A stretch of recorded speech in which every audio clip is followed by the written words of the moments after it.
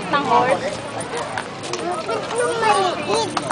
Yan bang small horse, kuya? Oh, yun yung medium. Oh, small. Yun yung sa kanila, sinasakyan. Sexy ng horse nila. Ganda ng buhok na yun, number 55. Oh, that's a donkey. Sa farm bill, you know, donkey.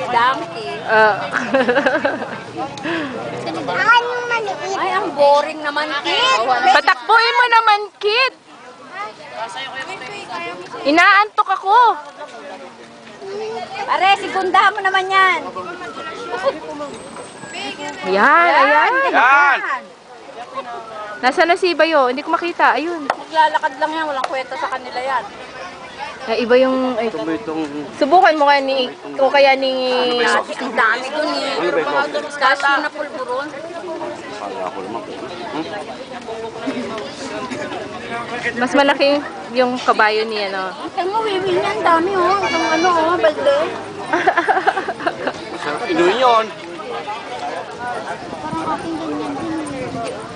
Meron dyan nakapori. Magusto ng maliit. Ayan, pinatakbo. Yan yung mga ganda yung pinapatakbo eh. Yan oh, yan, ganyan. Para mamaya sakitan ng puwet nila.